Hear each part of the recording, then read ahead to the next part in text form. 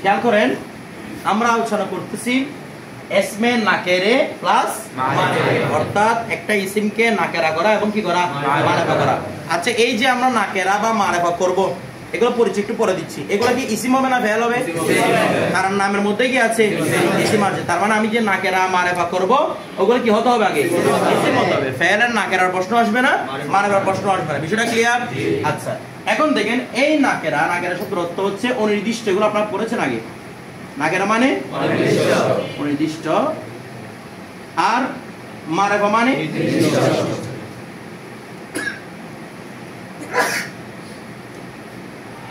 ইসমে নাকেরা মানে অনির্দিষ্ট ইসিম, আর মারিফা মানে নির্দিষ্ট ইসিম। বিষয়টা বুঝা গেছে?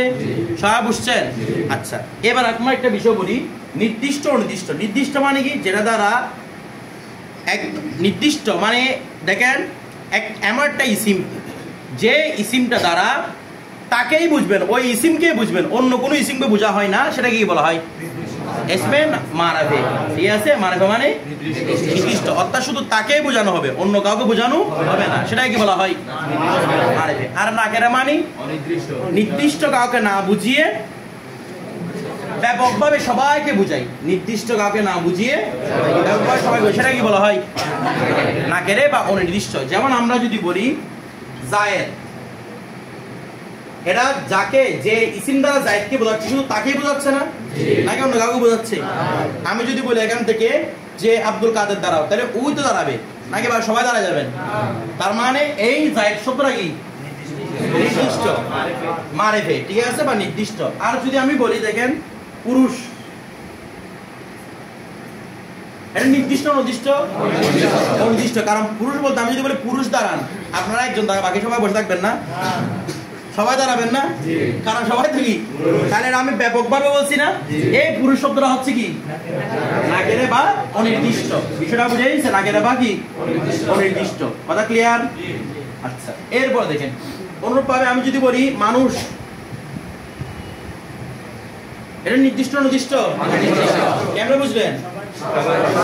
জি, মানুষ বলতে ব্যাপকভাবে অনেক কি বোঝাচ্ছে, নির্দিষ্ট কাউকে বোঝানো হচ্ছে না। ওই অবস্থার মধ্যে এটা কি হবে? আওয়াজ করে না, নাকের বা কি হবে? অনির্দিষ্ট হবে। বিষয়টা বুঝে গেছে? তাহলে মারিফা বলতে বোঝায় যেটা দ্বারা নির্দিষ্ট একজনকে বুঝবেন, অন্য কাউকে বোঝানো হবে না, সেটাই কি বলা হয়? মারিফা। ঠিক আছে? যেমন আমি যদি বলি কলম, এটা মারিফা না কেনা? কেমনে বুঝছেন? কলম তো যে কোনো হতে পারে। আমার কথাটা বুঝতেছেন না? বুঝেন নাই? আচ্ছা যদি এভাবে বলি এই কলম, দেখেন এই শব্দটার মাধ্যমে কি হয়ে গেছে? মারিফা হয়ে গেছে। আমার কথাটা বুঝতেছেন? যে কোনো ভাবে মারিফাটা করা যায়। তারপর মনে করেন আমি যদি বলি কলমটি, মারিফা না কেরে? মারিফা। কেন? কলমটি যখন বলা হবে নির্দিষ্ট একটা কলমের কথা বলা হচ্ছে। ঠিক আছে? যেমন আমি যদি বলি কলমটি সুন্দর, তার মানে দুনিয়া সব কলমের কথা বলতেছি। বিষয়টা বুঝে গেছে? অনুরূপভাবে আমি যদি বলি পুরুষ, এটা না কেরে না? কিন্তু যদি বলি পুরুষটি, পুরুষটি বলে কি হয়ে যাবে? কারণ পুরুষটি বললে সব পুরুষকে বোঝানো হবে না। আমি যদি পুরুষটি ভালো, তখন আমরা জিজ্ঞেস করবো কোন পুরুষটি ভালো, কারণ নির্দিষ্ট কাউকে বোঝা যাচ্ছে। বুঝেন নাই? কিন্তু যদি বলি যে পুরুষ ভালো, তখন আপনাকে জিজ্ঞেস করবেন ওদের কোন পুরুষ ভালো, কারণ আমি বুঝতে যাচ্ছি পুরুষ জাতিটা ভালো। কথাটা বুঝেন নাই মনে হয়? যদি বলি পুরুষটি ভালো, তখন নির্দিষ্ট একজনকে বোঝানো হচ্ছে, কিন্তু পুরুষ বললে এটা ব্যাপকভাবে অনেককে বোঝায়। আমার কথাটা বুঝতেছেন না? আপনাদের মাথার উপর দিয়ে যাচ্ছে। সবাই বুঝছেন? আচ্ছা এখন একটা বিষয় দেখেন, নতুনটা বুঝতেছেন? আপনার বুঝতেছেন না মনে কিছু? এগুলোর সাথে আগের পড়ার সাথে সম্পর্ক নাই, মানে আগের পড়া না বুঝলে এগুলো বুঝবেন না এমনটা না, এগুলো আলাদা পড়া। এই কলমগুলো নির্দিষ্ট, তো এই কলমগুলো মানে এই নির্দিষ্ট কয়েকটা কলম। কথাটা বুঝেন না মনে হয়? আমি যদি বলি মনে করেন এখানে 2-4টা কলম আছে, তো আমি বললাম যে এই কলমগুলো সুন্দর, এটা নির্দিষ্ট না? এগুলো ছাড়া অন্য কাউকে বুঝতেছেন? মানে যাকে বোঝানোর উদ্দেশ্য শুধু তাকে বুঝতে যাচ্ছেন আপনি, তখন সেটা কি হবে? মারিফা। যাকে বোঝানোর উদ্দেশ্য, যাকে বা যাদেরকে বোঝানোর উদ্দেশ্য শুধু তাদেরকে বুঝাবে, অন্য কাউকে বুঝাবে না, সেটা কি হবে? মানে এটা ওয়াহেদু জামহু, যাদেরকে বোঝাতে যাচ্ছে শুধু তাদেরকে বোঝাচ্ছে, ওই অবস্থাটা কি? মারিফা। আর যাদেরকে বোঝা যাচ্ছেন এরকম কোনো উদ্দেশ্য না, ব্যাপকভাবে সবাইকে ভালোভাবে বোঝানোর উদ্দেশ্য, ওইটার মধ্যে কি হবে? নাকের হবে। বিষয়টা বুঝে গেছে? আচ্ছা এরপর দেখি তাহলে এই বিষয়টা ক্লিয়ার। আচ্ছা এবার আমরা ফার্স্টে একটা কথা বলি। দেখেন প্রত্যেক ভাষার নিয়ম হচ্ছে শব্দগুলো প্রথমে নাকেরে থাকে। প্রত্যেক ভাষার নিয়ম এটা, শব্দ প্রথমে কি থাকে?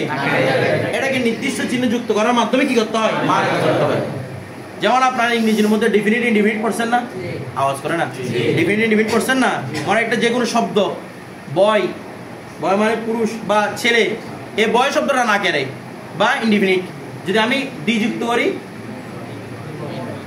বা দা যুক্ত করি তাহলে কি হবে? দা বয়। দা বয় ওর এখন কি হয়ে গেছে? নির্দিষ্ট। তাহলে ছেলেটি অর্থ কি হবে? তাহলে প্রত্যেক ভাষার মধ্যে শব্দগুলো প্রথমে থাকে নাকেরা, এটাকে কি করতে হয়?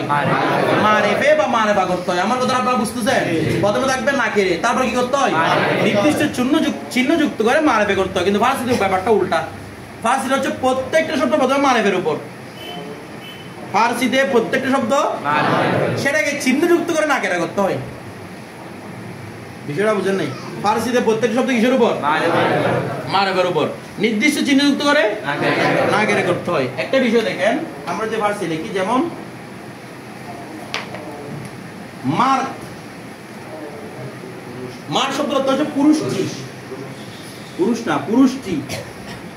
কিরে শব্দ যেটা আছে সেটাই নির্দিষ্ট অর্থ দিচ্ছে নাকি না? যদি আপনি যদি চান আমি নাকেরা বুঝাবো, তখন নাকেরা চিহ্ন যুক্ত করতে হবে। প্রত্যেক ভাষাতে উল্টা, প্রত্যেক ভাষার মধ্যে প্রথমে নাকেরা থাকে, চিহ্ন যুক্ত করে কি করতে হয়? কিন্তু ফার্সিতে প্রথমে থাকে মারিফে, চিহ্ন যুক্ত করে নাকেরা করতে হয়। ঠিক আছে? যদি আমি এটাকে নাকেরা করতে যাই, মানে এই পুরুষটিটা মারিফে না নাকেরা বা মারিফে, ঠিক আছে? যদি আমি সেটা অর্থ দিতে চাই পুরুষ, তখন এটাকে ফার্সি করতে হবে মারদি। কি করতে হবে? এখানটা কি যুক্ত করেছি আমি? তার মানে ফার্সিতে নাকেরা করতে ইয়ে যুক্ত করে। কি যুক্ত করে? মনে থাকবে? ফার্সিতে মারিফা করতে হয় ইয়ে যুক্ত করে, নাকেরা করতে হয় ইয়ে যুক্ত করে। বিষয়টা ক্লিয়ার? কি যুক্ত করে? অনুপাম। মনে করেন আমি ফার্সিতে দেখলাম জান, জান মানে স্ত্রী, আবার জান না, কেমন? হ্যাঁ, জান আসছে কেন? জান, জান মানে স্ত্রী। আচ্ছা, এটা কি স্ত্রী হবে নাকি স্ত্রীটি হবে? কারণ ফার্সি শব্দগুলো কিসের উপর বোঝায়? আপনার যদি নির্দিষ্ট করে নাকের অর্থ দিতে হয়, কি যুক্ত করতে হবে? নাকেরার আলামত। এটা কি রে? ইয়ে। তখন ইয়ে কি হবে? জানি। মানে ইয়ে আছে, জানি মানে স্ত্রী, মানে যে কোনো স্ত্রী। কথাটা বুঝেন না? মনে জানি মানে যে কোনো স্ত্রী, আর জান মানে নির্দিষ্ট স্ত্রী। আমার কথাটা বুঝতেছেন না? বুঝেন নাই? সবাই বুঝছেন? অনুভব পেশার, পেশার মানে ছেলে। দেখেন আমাদের কিন্তু শুরুতে কিন্তু শব্দ ছিল, সেখানে কিন্তু ছেলেটি লেখে নাই, লিখছে পেশার মানে কি লিখছে? ছেলে। কথাটা বুঝেন নাই মনে হয়? তো ছেলে মানে মূলত এখানে হচ্ছে পেশার মানে ছেলেটি, নির্দিষ্ট একজন ছেলে। কথাটা বুঝে? আর যখন বলে পেশারি, আমার ছেলে না, মনে আমার ছেলে বুঝে। পেশারি মানে কি? ছেলেটি, সরি ছেলে মানে যে কোনো একজন ছেলে। শুধু পেশার মানে ছেলেটি, ইয়ে আছে। আর পেশারি মানে যে কোনো ছেলে, ছেলে মানে যে কোনো ছেলে। কথাটা বুঝে গেছে না? বুঝেন নাই? সবাই বুঝছেন? আচ্ছা, এরপর হ্যাঁ, যখন নাকেরা করতে হবে সব জায়গায় এটা বের করতে পারেন। কথাটা বুঝে গেছে? তাহলে আমরা ইয়ে যুক্ত করে কি করতে পারি? নাকেরা করতে পারি। এখন দেখেন এই শব্দগুলোতে আমরা যে এই যে মারেফাকে কি করব?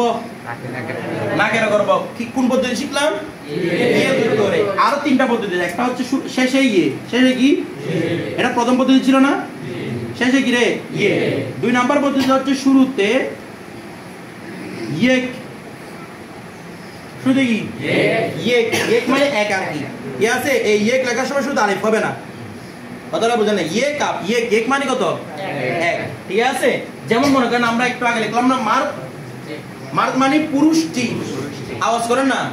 মার্ক মানে যদি মার্দি বলি যে কোনো পুরুষ, কি আছে? অথবা চাইলে বলতে কি বলা যায়? এক না, ইয়ে, ইয়ে মার্ক, ইয়ে মার্ক। কারণ এক কিভাবে হবে? ইয়ে না শুরুতে, তাহলে ইয়ে মার্ক। ইয়ে মার্ক মানে তাও যে কোনো একজন পুরুষ, যে কোনো একজন। আওয়াজ করে না? কথাটা বুঝতেছেন? ইয়ে মার্ক মানে যে কোনো একজন পুরুষ। আচ্ছা, তিন নম্বর পদ্ধতি হচ্ছে শুরুতে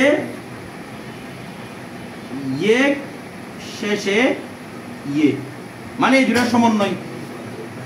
কি আছে? তাহলে আমি কি লিখবো এটাকে? ইয়েক মারদি। সেম অর্থ, সবগুলো একই রকম অর্থ, অর্থ কোনো বিকৃত হবে না।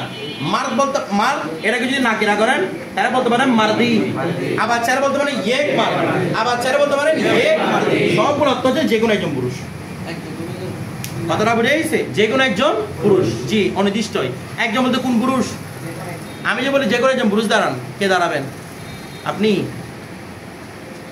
সবাইকে বোঝাচ্ছে না যে কোনো একজন দাঁড়াতে পারবে না এখানে? আমি যে বলি যে কোনো একজন পুরুষ দাঁড়ান, মারবানি না কেনা? আওয়াজ করে না? একজন বললে কি মারবা হয়ে যায়? আমি যে বলি একটি কলম, মারবে না কেনা? একটি কলম মারবে না কেনা? একটি কোন কলম? যে কোনো হতে পারে, ঠিক আছে? তার মানে কি না কেড়ে। আর যখন নির্দিষ্ট কাউকে বুঝাবে তখন কি হবে? মারবে। যেমন এই কলমটি, তাহলে আর কোনোটা বোঝানোর উদ্দেশ্য নাকি আপনাদের পকেট থেকে কলম বের করে দিবেন? আমরা কথাটা বুঝতেছেন? যখন বলবো এই কলমটি, তখন এটাই মারবে হয়ে গেছে। আজ বলি যে কোনো একটি কলম, সবাই বুঝছেন? লাস্ট পর্যন্ত বুঝতেছেন?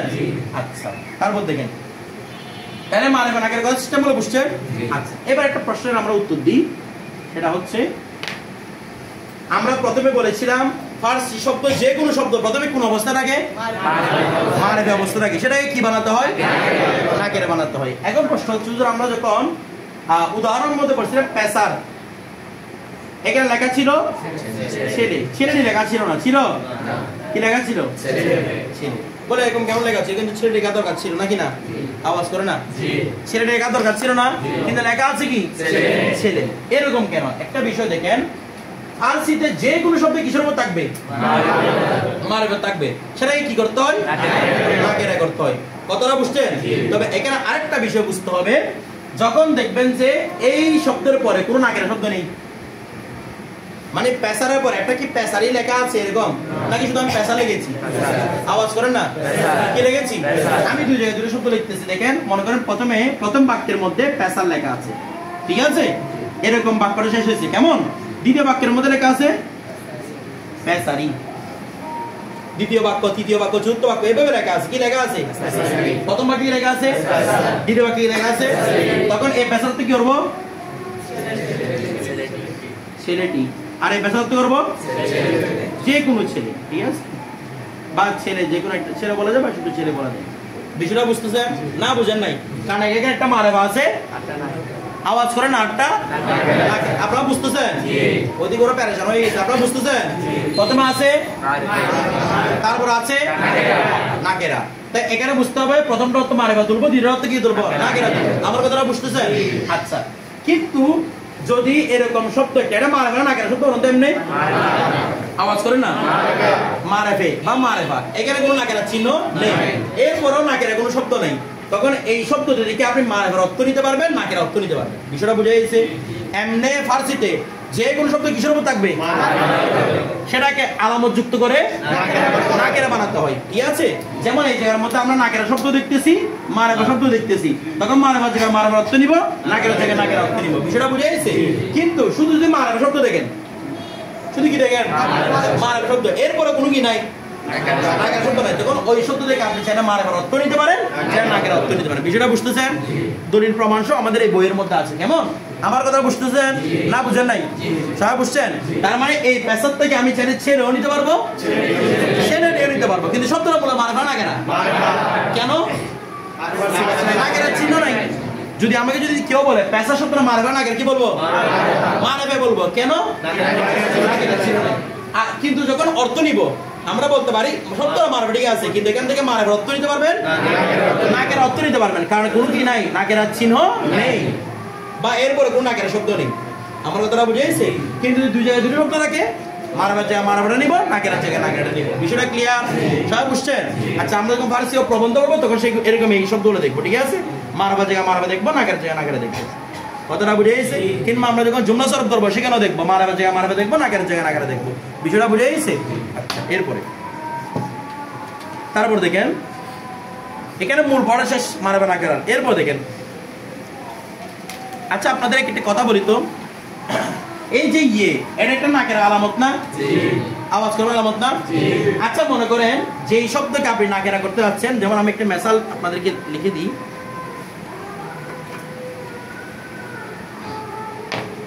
দেখি কাজটা আপনারা পারেন কিনা। সবাই মনোযোগ। দনেশজু শব্দটা মারেফা নাকেরা? আওয়াজ জোরে আওয়াজ করেন। মারেফা। দনেশজু মানে কি? এমনি শব্দ ছাত্রটি, তবে ছাত্র অর্থ নেওয়া যায়, ছাত্রটি অর্থ নেওয়া যায়, কিন্তু শব্দটা মারবে না কেরা, এটাকে না কেরা কি দিয়ে করবো, ইয়ে দিয়ে। আচ্ছা আমি শুধু এরকম ইয়েটা বসে দিলে চলবে, কি বসাতে হবে এটাকে, আরেকটা ইয়ে লাগবে কিনা, কেন মুসাবাতে বুলন্দ আছে, আমরা আগে বলেছিলাম যখন নির্দিষ্ট কোনো আলামত যুক্ত করব, যখন মুসাবাতে বুলন্দের পরে কি যুক্ত করব, আলামত যুক্ত করব, তখন এর আগে কি লিখতে হয়, একটা ইয়ে লিখতে হয়, দনেশ জু, এটা মদর হরফ না, আওয়াজ করেন না, মদর হরফ মানে বলেছিলাম আমরা কি মুসাবাতে বুলন্দ, এরপরে যদি কোনো আলামত যুক্ত করে মাঝখানে কি আনতে হয়, তাহলে কি লিখতে হবে, দনেশ জুই। ঠিক আছে, কেউ পারছেন কেউ পারেন নাই, কায়দাটা দনেশ জুই, কথাটা বুঝেছে না, বুঝেন নাই, অনুভাবে দন, দন মানে কি জ্ঞানী, তাহলে দনকে যদি আমি নাকেরা করতে চাই না দনই বলবেন, দনই, ঠিক আছে, ই আসতে হবে, কারণ এটা কি ছিল মুসাবাতে বুলন্দ ছিল, কথাটা বুঝেছে না, বুঝেন নাই। আচ্ছা কিন্তু এর আগে লক্ষ্য যদি ইয়ে থাকে, মানে ইয়ে দিয়ে মুসাবাতে বুলন্দ হয়, তখন আর ইয়ের দরকার নাই, কারণ অলরেডি যে ইয়ে আছে, কথাটা বুঝেছে। এটা কায়দাগুলো আমরা আগে বলেছিলাম, এটা ওই আমাদের 111-20টার নিচে কায়দা নিয়ে আলোচনা করা হয়েছে। এর পরবর্তী পৃষ্ঠা আমরা দেখি। আচ্ছা এই কায়দাটা আপনারা পড়ছেন, দেখেন একটু ভালো করে কিতাবে দিয়ে খেয়াল করেন, কোনো মারবা শব্দ শেষে যদি অনুচ্চারিত হে হয়, কোনো মারবা শব্দ শেষে কি হয়, আমাদের আমরা একটু যখন অনুচ্চারিত শব্দের পরে আমরা জামিরে মুত্তাসিলে মিম যুক্ত করছিলাম বা ওয়াহিদগুলো যুক্ত করছিলাম, মাঝখানটা কি আনতে হয়েছিল, মনে আছে, কারণ এটা পড়া যাবে না হয়তো। অনুরূপভাবে সেম টু সেম এখানে মনে করেন কোন একটা শব্দ শেষে হয় মুখতাবি আছে, যদি আমি ইয়ে যুক্ত করতে চাই মাঝখানটা কি নিয়ে আসতে হবে, আলিফ নিয়ে আসতে হবে, যেমন গুরবে, বান্দে, এটা হয় মুখতাবি না, আমি যদি ইয়ে যুক্ত করতে চাই একটাই আনতে হবে আলিফ, যেমন দেখেন এভাবে এই যে গুরবে, গুরবে, আমি যদি এটাকে না কেনা করতে চাই মাঝখানে আনতে হবে আলিফ আনতে হবে, ঠিক আছে, কি বলতে হবে, গুরবে ই, উচ্চারণ সেম, গুরবে আলিফটা আনতে হবে, কি আনতে হবে, আলিফ, বিষয়টা বুঝে গেছে। এটা আমরা জমির মুত্তাসিলের মধ্যে পড়ছি না, কায়দাগুলো সেম। এরপর দেখি আমরা পরবর্তী শব্দ দেখেন, বলা হচ্ছে যদি কোনো মারফা শব্দ শেষে ইয়ে থাকে, আচ্ছা মারফা শব্দ শেষে অলরেডি ইয়াটা আছে, অলরেডি কি আছে, ইয়ে আছে, তবে তার সাথে সাধারণত নাকেরার চিহ্ন ইয়ে যুক্ত হয় না, আমরা তারা বুঝতেছেন, যেমন দেখেন একটা আছে সিন্দলি, সান্দলি, সরি কি রে, সান্দলি মানে চেয়ার, সান্দলি মানে আপনারা দেখতেছেন সান্দলি অলরেডি আছে কিনা, এটা নাকেরা করার জন্য আর কোনো ইয়ানোর দরকার, মানে আপনি সান্দলি থেকে মারফা অর্থ নিতে পারবেন, নাকের অর্থ নিতে পারবেন, ঠিক আছে। যদি কেউ জিজ্ঞেস করে সান্দলি এই শব্দটা মারফা না কেন, আপনারা কি বলবেন, এটা মারফাও, কিন্তু আমাকে যদি বলা হয় পেসার, এটা মারফা না কেন, কারণ এখানে তো কোনো ইয়ে নাই, কিন্তু সান্দলিকে জিজ্ঞেস করলে কি বলবেন, মারফা হতে পারে, বলে মারফা কেন, বলে মারফা হচ্ছে যেহেতু নির্দিষ্ট একটা অর্থ দেয়, চেয়ারটি অর্থ হয়, না কেন কেন, বলে এখানে একটি ইয়ে আছে, বিষয়টা বুঝে গেছে। আচ্ছা এরপরে তারপর দেখেন, এরপরে বলা হচ্ছে, এরপরে কাজটা তো আমরা পড়াইছি, তারপর হচ্ছে পরবর্তী পৃষ্ঠা দাস্তুরের মধ্যে পাইছেন, দাস্তুর মানে কায়দা নিয়ম কেমন, দেখেন কোনো ইসিমকে সে দ্বারা প্রশ্ন করা হলে তার সাথে ইয়ে যুক্ত হয়, আমরা সামনে হরফে ইস্তেফাম করবো, কালেমা ইস্তেফাম মানে যেগুলো দ্বারা প্রশ্ন করা হয়, যদি কোনো শব্দকে বা ইসিমকে কি দ্বারা প্রশ্ন করা হয়, সে মানে কি, আমরা ওয়ার্ড বলে ওয়ার্ড কি, এই সে দ্বারা প্রশ্ন করা হলে অটোমেটিক কি আসে, ইয়ে আসে, ইয়েটা কিন্তু নাকের ইয়ে না, কার ইয়ে না, নাকের। যেমন দেখে একটা প্রশ্ন করতেছে, সে কিতাবি, কোন কিতাবটি, আচ্ছা বাংলা অর্থ করার সময় কোন কিতাবটি বলছে, মারবে না কেন বলুন তো, বাংলা অর্থ কেন করেন না, কোন কিতাবটি, মারবে না কেন, কিন্তু লেখার সময় এখান থেকে লিখছে সে কিতাবি, তার মানে এটা কিসের নয়, নাকের নয়, বলবে এটা সে দ্বারা প্রশ্ন করার কারণে ইসিমের সাইডে কি আসে, এটা নাকের ইয়ে মনে থাকবে, সে কিতাবি মানে কোন কিতাবটি, বিষয়টা বুঝে গেছে। আচ্ছা এরপরে তারপর আবার একটা বিষয় বলতে দেখেন, অনেক ক্ষেত্রে ইয়ে দ্বারা, এটা আপনারা কিতাবে বেশি বেশি ব্যবহার দেখবেন, অনেক ক্ষেত্রে ইয়ে দ্বারা নাকেরাকে না বুঝিয়ে সম্পূর্ণ অর্থ বোঝানো হয়, কি অর্থ, যেমন দেখেন দেখেন অলামি,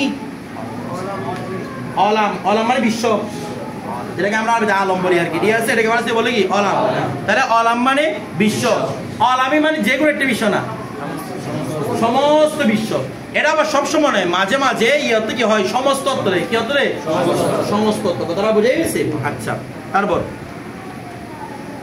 এরপরে এগুলো দরকার নাই, এগুলো সামনে আলোচনা করবো, ঠিক আছে? মারাফা নাগারা শেষ। এরপরে আমরা অধ্যায় দেখি এসমে আদত।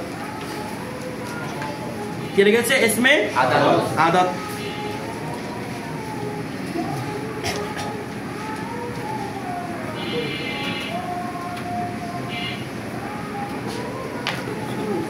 দেখেন এসমে আদত, আদত মানে হচ্ছে সংখ্যা, আদত মানে কি? তাহলে আমরা এসমে আদত মানে বলতে পারি সংখ্যাবাচক বিশেষ্য। আমার দিকে সংখ্যাবাচক বিশেষ্য, তার মানে এই ইসিম গুলো দ্বারা কাকে বোঝাবে? সংখ্যাকে বোঝাবে। তো সংখ্যা কাকে বলা হয়? সংখ্যা কি? সংখ্যা হচ্ছে যে ইসিম দ্বারা কাউকে গণনা করা হয়, যে ইসিম দ্বারা কোনো কিছু বা কাউকে সেটাকে কি বলা হয়? আদাত, সংখ্যা। তাকে যদি প্রশ্ন করা, অনেক সময় অনেক এমন কি শব্দ থাকে যেগুলো সংখ্যা বলতে বলে আমাদের মাথা ঘোরায়, জিনিসটা বুঝতেছি কিন্তু সংখ্যাটা মাথায় আসে না। এসমে আদত সংখ্যা কাকে বলে? যেটা দ্বারা কোনো কিছু কি করা হয়? গণনা করা হয়, সেটাকে কি বলা হয়? এসমে আদত। যেমন আমরা বাংলাতে লিখি, এটা আপনারা বুঝতেছেন, তারপর আমি পড়ার সাথে বলি। একজন পুরুষ, সংখ্যা কোনটা রে? একজন। একটি কলম, সংখ্যা কোনটা? একটি। তাহলে এই একটি বা একজন এগুলো হচ্ছে ইসমে আদত। আমার কথাটা বুঝতেছেন? সহজ করে বলি আরো, যে সংখ্যা দ্বারা কাউকে গণনা করা হয় সেটাকে কি বলা হয়? আদত। আর যাকে গণনা করবেন, কাকে গণনা করতেছেন? পুরুষকে। এখানে কাকে গণনা করছেন? কলমকে। এই দুটাকে বলা হবে মাদুদ। কি বলা হবে? এটাকে মাদুদ এভাবে বলতে হবে না, মাদুদ। ঠিক আছে? আদত মাদুদ, আদত মাদুদ। মাদুদ মানে কি বলেছিলাম? সংখ্যা দ্বারা যাকে গণনা করা হয়। সংখ্যা কাকে বলা হয়? যেটা দ্বারা কাউকে গণনা করা হয়। আর সংখ্যা দ্বারা যাকে গণনা করবে তার নাম হচ্ছে কি? মাদুদ। বিষয়টা বুঝে গেছি? সবাই বুঝছেন? আচ্ছা, এবার দেখেন আমরা এই সংখ্যাগুলোকে, এখন আমরা মাদুদ নিয়ে আলোচনা করব না, আমরা আলোচনা করবো সংখ্যা নিয়ে। এসমে আদতকে আমরা 4 ভাগে ভাগ করব। কয় ভাগে? 4 ভাগে। এক নাম্বার হচ্ছে আদদে আসলি। এক নাম্বার আসলি। আসলি মানে কি রে? মূল। আওয়াজ করেন না, আসলি মানে? তাহলে আদদে আসলি মানে মূল সংখ্যা। যেমন আমরা বাংলাতে মূল সংখ্যা কোনগুলো বলে, আপনারা যদি বলে আপনার সংখ্যা বলেন তো আপনারা কোনগুলো বলবেন? প্রথম দিকে বলবেন না 1 2 3 4 বলবেন? 1 2 3 4 এগুলো সংখ্যা না, এগুলো হচ্ছে প্রথম সংখ্যা। প্রথম সংখ্যা বা আদদে আসলি, মূল সংখ্যা। ঠিক আছে? ফার্সির মধ্যে হচ্ছে 1 2 3 যেগুলো আছে সেগুলোকে বলা হয় আদদে আসলি। ফার্সিতে 1 2 3 তো বলবে না, ফার্সিতে বলবে 1 2, সামনে আসবে সে, 4 এভাবে। ঠিক আছে? এভাবে আসতে 5 এভাবে আসতে থাকবে। এগুলোকে বলা হয় আদদে আসলি। আমার কথাটা বুঝতেছেন? আচ্ছা, 2 নাম্বার আদদে তারতিবি। তোর না আদদে তারতিবি। আদদে তারতিবি এটা কি লিখলাম আমি? হ্যাঁ, ঠিক আছে। আদদে তারতিবি। আদদে তারতিবি। তারতিব মানে কি রে? স্তর না? তারতিব মানে কি? এই আমার দিয়ে দেখাও না ইমাম মুসাই। তারতিব মানে কি? যেই সংখ্যাগুলো দ্বারা স্তর বোঝাবে, পজিশন। কি বোঝাবে রে?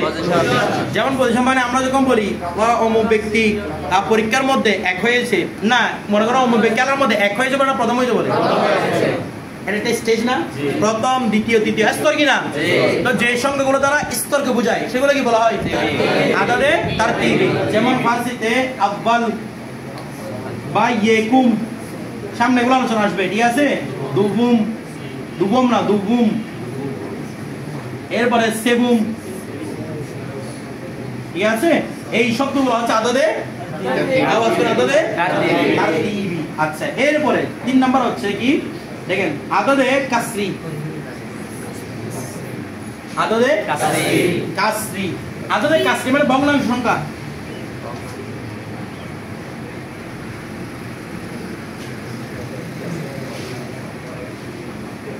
আদদে কাসরি মানে কি রে?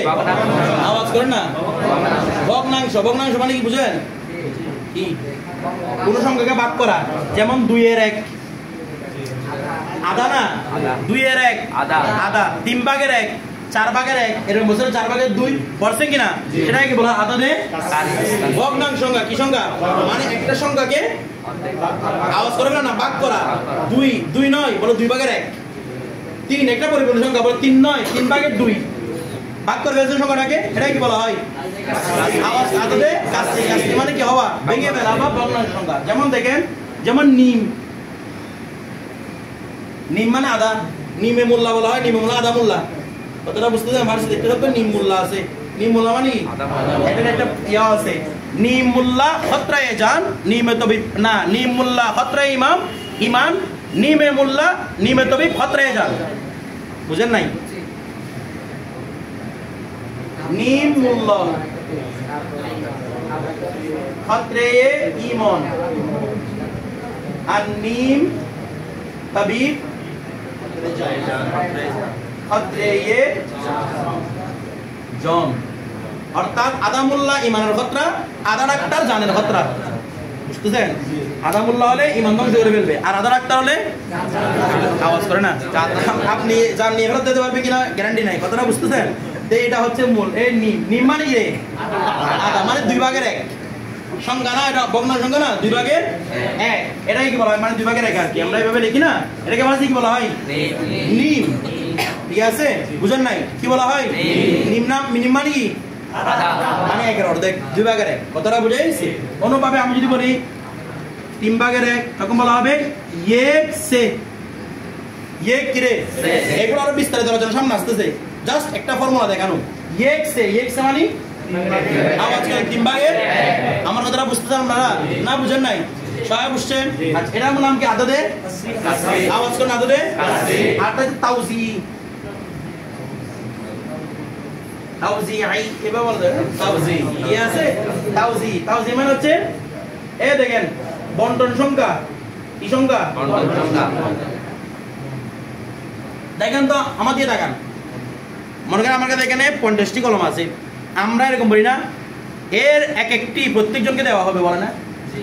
এক একটি আওয়াজ করে না, এক একটি প্রত্যেকজনকে আপনারা বলে এক একটি বলছেন না?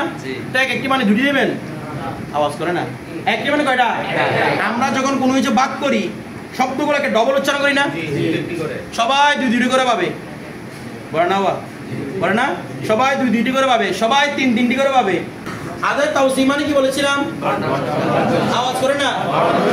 মানে যেগুলো দ্বারা মানুষের মাঝে কি করা হয়? একটা হচ্ছে ভগ্নাংশ। ভগ্নাংশ মানে সংখ্যাকে ভাগ করে ফেলতেছি। এটা সংখ্যাকে ভাগ করতেছে না, সংখ্যা ঠিক আছে, বরং যাদেরকে দেওয়া হবে তাদেরকে ভাগ ভাগ করে দেওয়া হবে, এটা বোঝানোর উদ্দেশ্য।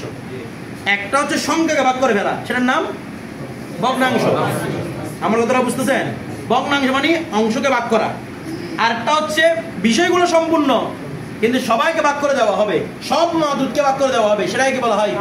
আদে তাওজি। কি আছে? যেমন ফারসিতে এক এক এক এক মানে এক এক, দু দু, সে সে, সেটা কি রকম বানা? সে 3টি, সে সে মানে কত? এটা কি বলা? আদতে তাওজি। বিষয়টা বুঝে গেছে? তাহলে আদত কয় প্রকার? কি কি? সবাই বুঝছেন এই বিষয়গুলো? কে কে বুঝেন হাত তুলেন। কে কে বুঝেন নাই? সবাই বুঝছেন? আচ্ছা, সবাই বুঝতে ভালো। এবার আসেন আমরা এবার পরবর্তী পৃষ্ঠায় যাই। এগুলার একদম বিস্তারিত আলোচনা আমরা একদম শেষ করবো, ঠিক আছে? মানে আপনারা তারতিবিটা কিভাবে বানাবেন, তাওজিটা কিভাবে বানাবেন, তারপর মনে করেন কাসরিটা কিভাবে বানাবেন, আপাতত সংখ্যাগুলো শিখবো।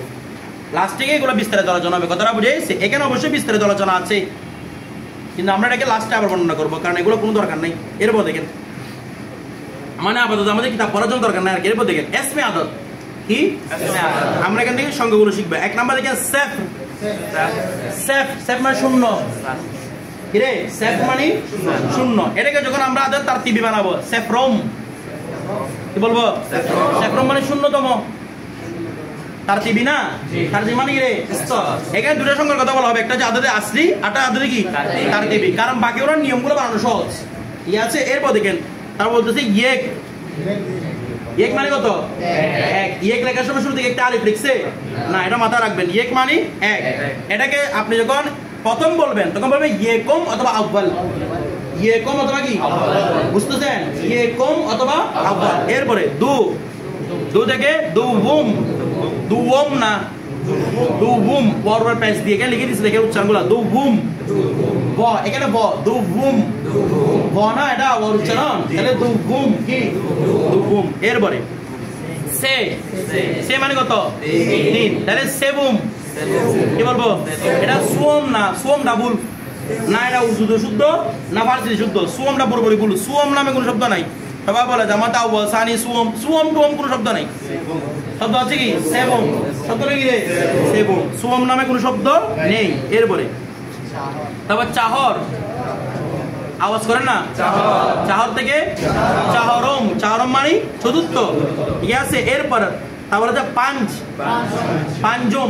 পাঞ্চ আমরা যেমন মনে করেন বলে পাঞ্চ তান বলি না, পাঁচ মানে পাঁচ শরীর, পাঁচটা শরীর, ঠিক আছে।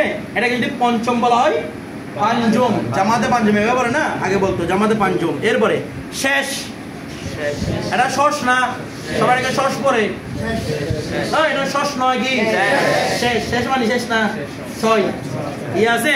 শেষ থেকে শেষম, শোষুম না শেষম, কথাটা বুঝে গেছে। এরপরে তারপর দেখেন হাফ, হাফ মানে সাত, হাফতম, হাফ থেকে কত? হাফতম। এরপরে হাস, হাস থেকে হাসতম।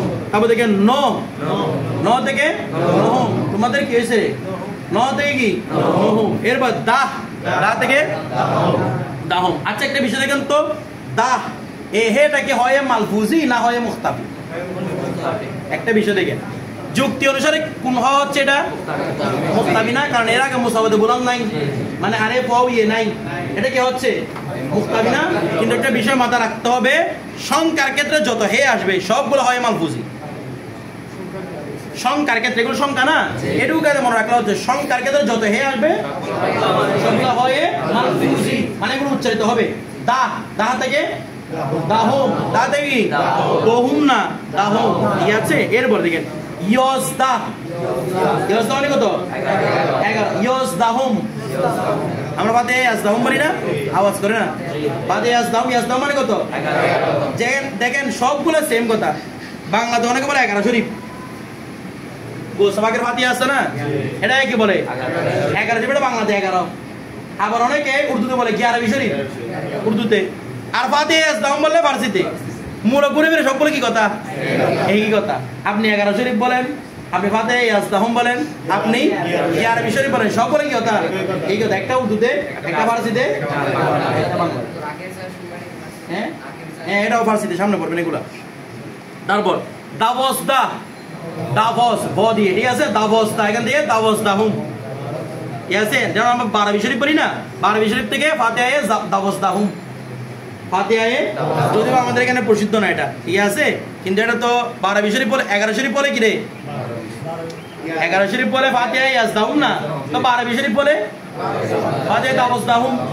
আমরা ওটা বুঝতেছেন। এরপরে সিজদা, এটা সিয়াজদা না, সবাই একবার ফার্সি বলার সময় ভুল বলে সিয়াজদা বলে, কারণ হয়তো উচ্চারণ পড়ে ছিল তো, যার যেভাবে খুশি সেভাবে পড়তো এটাকে।